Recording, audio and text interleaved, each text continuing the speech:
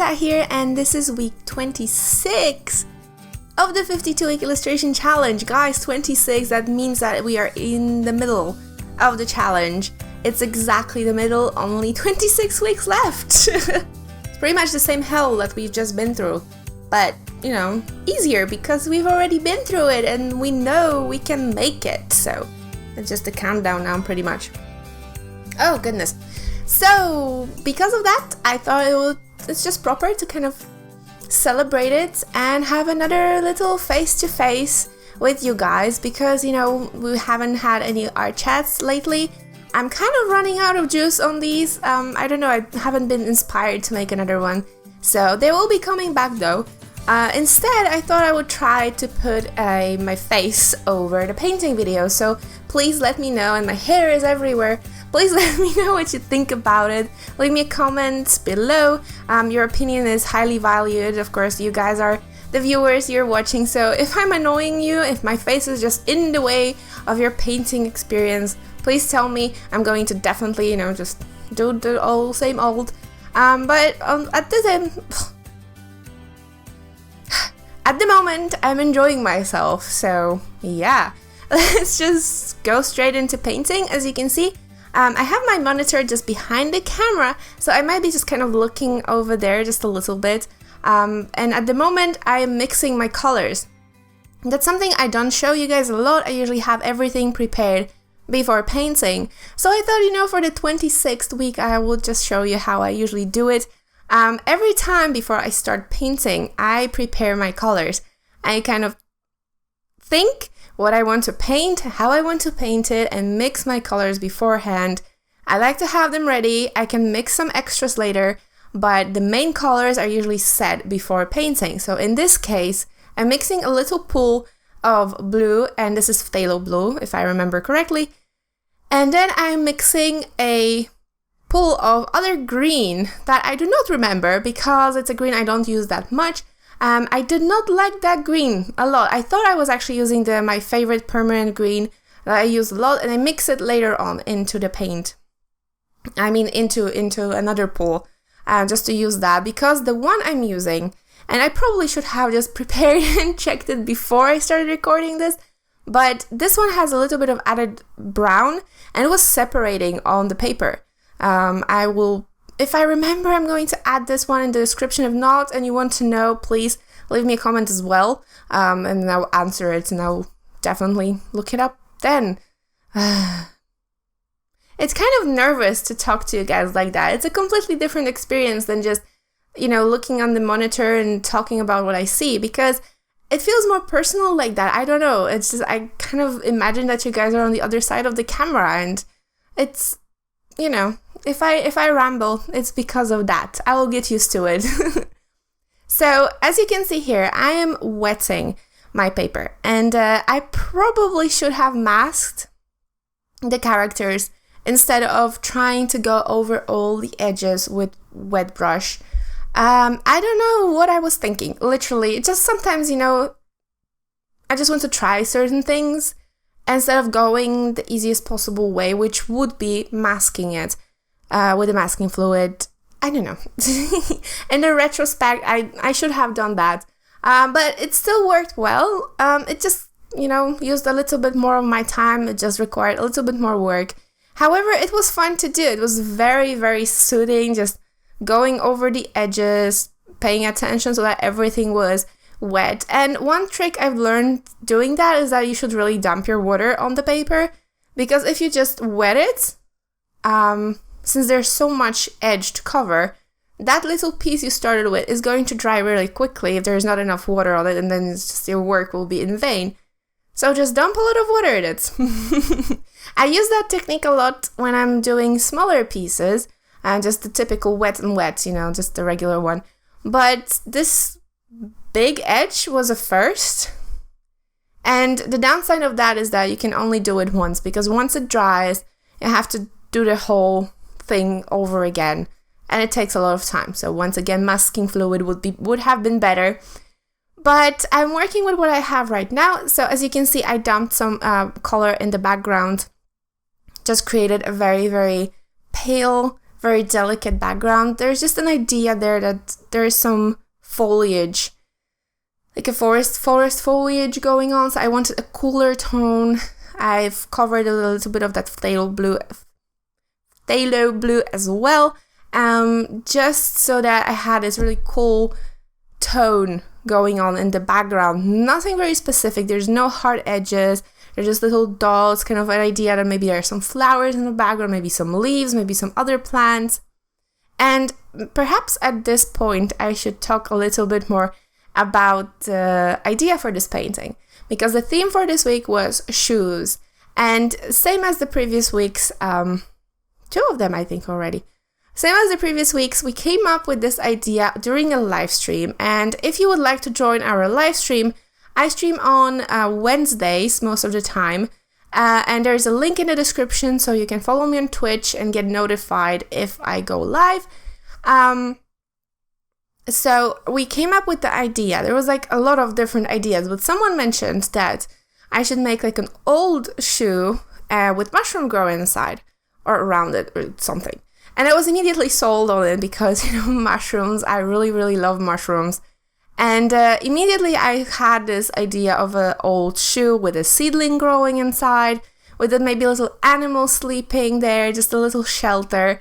Initially I wanted to make a mouse, but I've been using mice a lot lately in my paintings and, wanted to do something different. So that's why I've decided on to use a squirrel for the fluffy tail, of course. And so from the beginning, I wanted this picture to be very, very simple. There is no very detailed background. It was all about the character and the shoe. And the reason for that is because the few previous weeks were very detail heavy. There is a very heavy background, very heavy characters, just a lot of detail. And if you're drawing a lot of detail, it costs a lot of time, of course. And I don't mind spending time on painting. This is purely when you're doing videos once a week. And if you've ever done it, you will know that it costs time. And so basically, when you have other things to do, it's really hard to just do detailed paintings because, painting for several days is just out of question. This painting has to be done under 6 to 10 hours. Because then there is the editing, a voiceover, it has to render. At the same time, I have different things to do. Nowadays, I'm also doing coloring pages for the patrons. And so it just all adds up on top of the other projects. So that's why. That's why I've been getting some comments. It's not something recent. It's been going on for a while that compared to my previous paintings, these are much less detailed and much less, you can see that I spent less time on it, and that's the reason.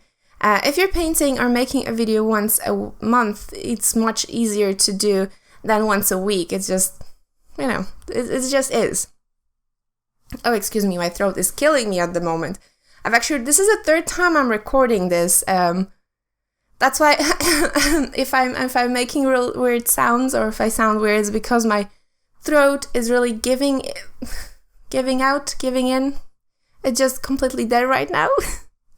I have a problem recently finding a good time for recording because it's a summer vacation. And of course, everybody is at home with, having holidays and, living outside basically. So yeah, there's just a lot of noise, and I know you guys don't hear it, but that's because I pay a lot of attention to editing this out afterwards. So most of the things I hear, you just don't even notice, and that's good. But at the moment it's happening, I just panic. I just panic because I'm like, oh my goodness, if this is going to record, I'm just done. So in the first attempt I've done here, there was a garbage truck just stopped in front of my house and just started picking up the garbage bins because for some reason they're just in front of our house. It's always been like that. It's nothing, wrong about it. It's actually my fault. I forgot about the garbage truck. It just doesn't come at this specific hour. So I wouldn't be able to plan it anyway, but I forgot about it. And the second time I tried to record, there was a car just stopping, and there was a children like getting out of the car, of course making noise, also straight in front of our house. And I am a little bit on edge right now, guys, a little bit on edge. But in the meantime, in the background, you can see I'm kind of done with the background right now. As you can see, it's very simple. There's just a lot of green going on. There's some like round. I tried that bokeh effect just a little bit to get that indication of something happening in the background. Like there's some foliage growing there. I don't know. I just wanted to have a little bit more detail there. There was not really any specific plan behind that. And then I'm doing this underpainting. You guys were right. It never hit me until you commented that what I'm doing is technically underpainting. I'm laying underpainting in watercolor. So, but in this case, I'm only doing it on the character in the shoe. So that's what I'm doing right here, just laying basic shadows, just trying to decide where I want it. It's really, everything is really basic because as I've said before last week, I think that I'm experimenting with trying to simplify my painting process. Yet again, it's only for the challenge pieces, just trying to reduce the amount of work required to make them.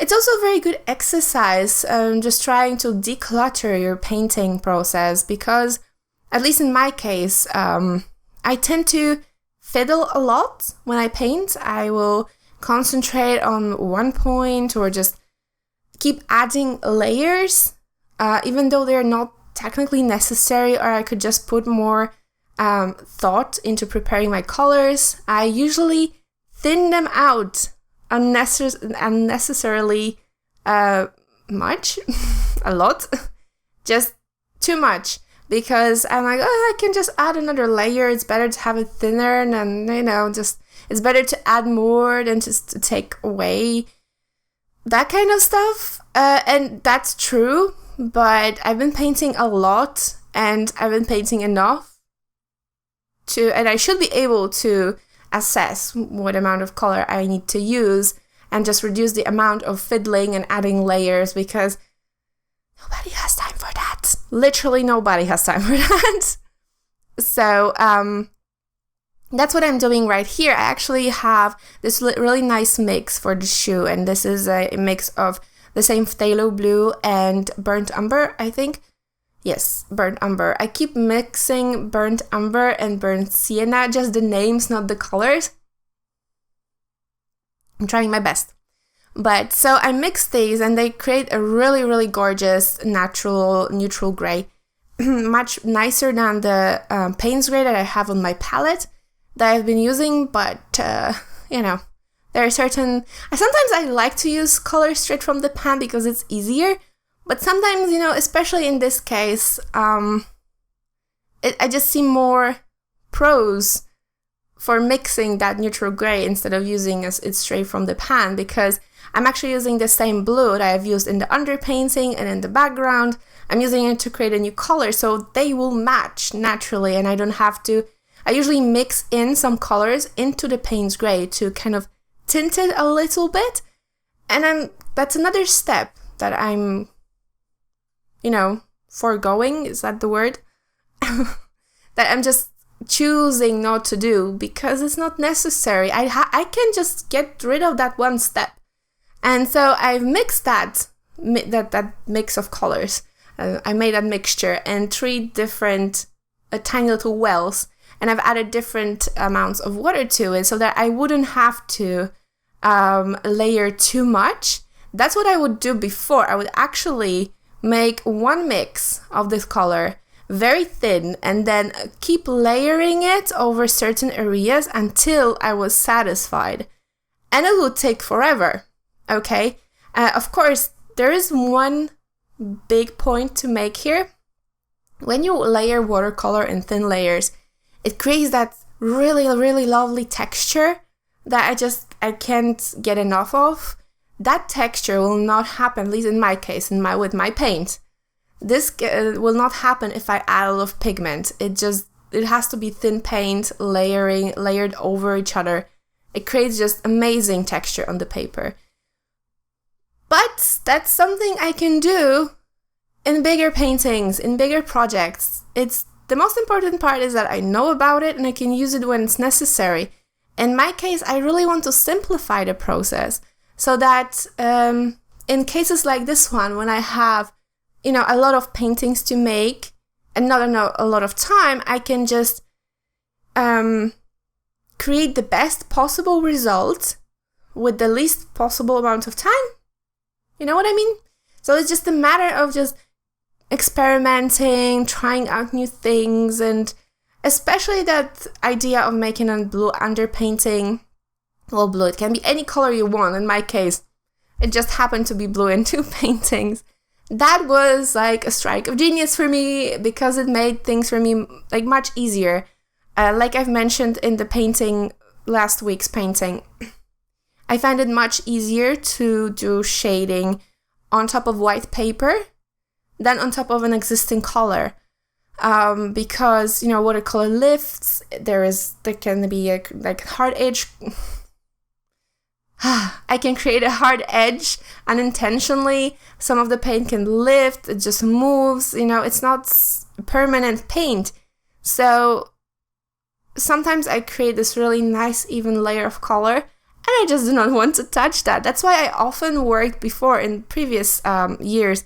I often worked with colored pencils on top of watercolor because I really like that even coat of watercolor.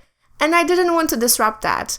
And I knew that, nowadays my skill is a little bit better, but back then I couldn't handle it, with my skill level. Oh, it's getting so dark. It's a really, really rainy day today. I love rain, so I'm extremely happy.